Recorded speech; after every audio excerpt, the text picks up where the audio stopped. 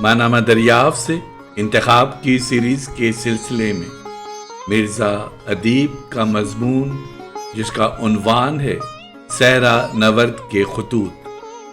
صحرا نورد کے خطوط مرزا ادیب کا مضمون سماعت فرمائیے، جو کہ ماہنامہ دریافت کے شمارہ نمبر 10 میں شائع کیا گیا۔ 8 طویل افسانوں پر مشتمل کتاب صحرا نورد کے خطوط اردو کی مقبول ترین کتاب اور جدید کلاسک کا درجہ رکھتی ہے، اور بعض نقادوں نے صحرا نورد کے خطوط کو مرزا ادیب کی پہچان قرار دیا ہے۔ کتاب کی اشاعت کے بعد کم و بیش 3 نسلیں گزر چکی ہیں، اور اسے قبولیت کے اعتبار سے ان تینوں نسلوں نے قبول کیا ہے۔ صحرا نورد کے خطوط کی 50ویں سالگرہ پر مرزا ادیب نے یہ مضمون لکھا، جس میں مرزا ادیب نے بتایا کہ یہ صحرا نورد کے 8 طویل افسانے کیسے لکھے گئے تھے اور کیوں لکھے گئے تھے۔ کیوں لکھے گئے تھے، یہ خصوصی طور پر اہم سوال ہے، جس کا جواب مرزا ادیب کچھ یوں دیتے ہیں۔ سماعت فرمائیے صحرا نورد کے خطوط، مرزا ادیب۔ آواز و پیشکش ظفر جمیل۔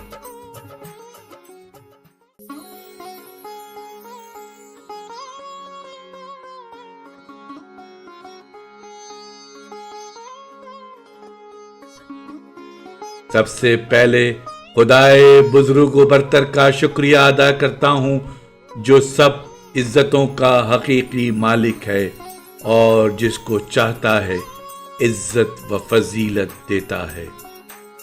یہ قبولیت جو میری اس کتاب کے حصے میں آئی ہے، محض اس کی دین ہے، اس کی بے پایاں رحمت کا ایک کرشمہ ہے۔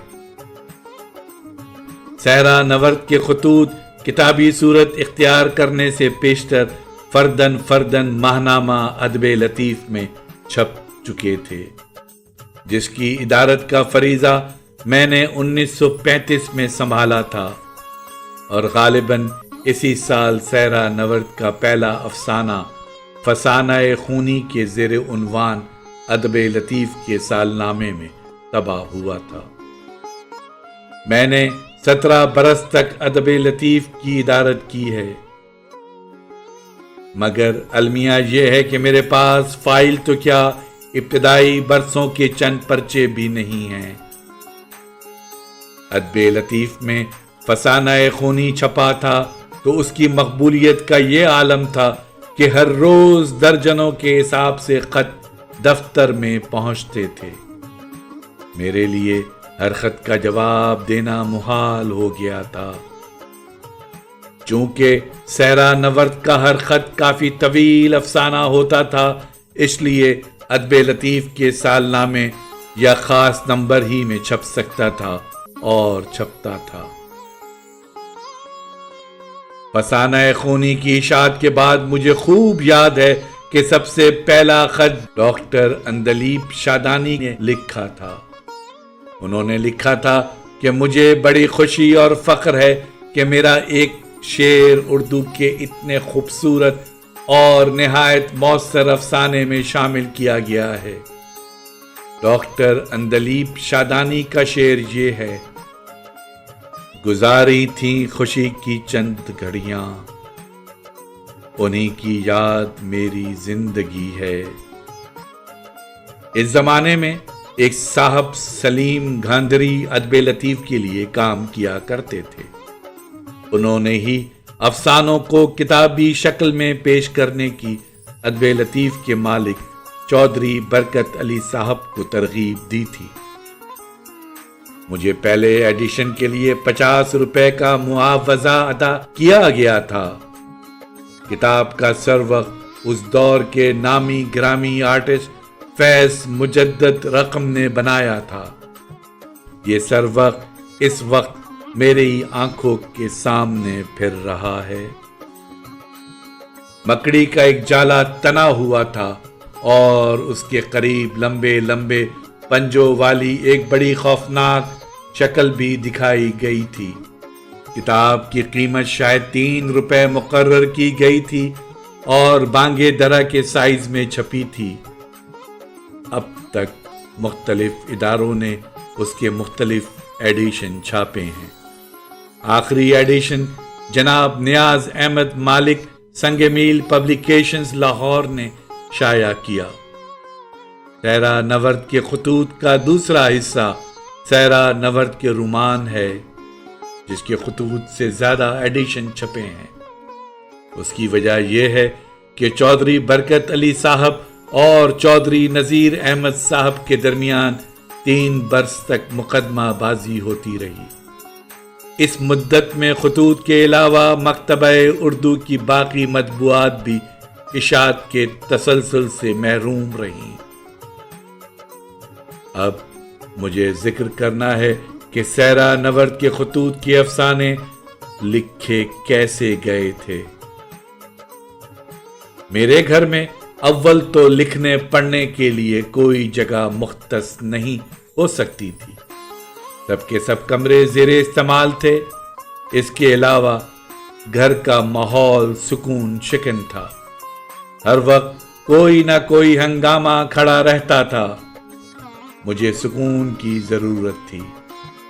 इसके लिए मैंने ये तरीक़ा इख्तियार किया था कि सुबह सवेरे अपना सामान लेकर शाही किले की अकबी सीढ़ियों पर चला जाता था। ये सामान क्या होता था? एक पेंसिल, चंद सफ़ेद कागज़, एक जल्द वाली किताब और एक लिफाफे में 2 पैसे के बुने हुए चने। यहाँ इसे पेशतर के अपनी कारगुजारी शुरू करूं, इस नींद फरामोश तहरीक की तरफ इशारा करना चाहता हूं जिसने मेरे जहन को सहरा नवर्द के खतूत लिखने का तसव्वुर दिया था। याद नहीं कि मैं कहां से गुजर रहा था। किसी बाग से, किसी सड़क पर या किले ही के सामने के करीब से एक आवाज आई, चलो सहरा नवर्दी करें। मैंने पलट कर देखा। कई निस्वानी चेहरे बेतहाशा कहकहे लगा रहे थे। ये अल्फाज किसने कहे थे मैं नहीं जानता। कहने वाली लड़की के मशवरे पर उसकी सहेलियों ने अमल किया या नहीं किया? गालिबन नहीं किया। अलबत्ता मैंने जरूर किया, और ये भी तखय्युली तौर पर। तो ये थी तहरीक सहरा नवर्द के खतूत तहरीर करने की। इसीलिए मुझे सहरा नवर्द के हवाले से कहानी लिखने का ख्याल आया था। हाँ, तो मैं ये बता रहा था कि किले की सीढ़ियों पर क्या सामान लेकर जाता था। सर्दी हो या गर्मी, सुबह सवेरे ही वहां पहुंच जाता था। आम तौर पर दरमियानी सीढ़ियां तय करके इस मकाम पर मेरे कदम रुक जाते थे, जहां किले की इमारत और सीढ़ियों के दरमियान लोहे का जंगला लगा हुआ है। ऐसे कई जंगले हैं। इन जंगलों के करीब होकर किले की तरफ देखें तो नजदीक व दूर किले की कई हिस्से नजर आ जाते हैं। मैं एक इमारत को जरूर देखता था जो गालिबन दीवाने आम या दीवाने खास कहलाती है। ये पुरअज़मत, पुरतहम्मुल और पुरअसरार इमारत मेरे अंदर एक अजीब कैफियत उभार देती थी।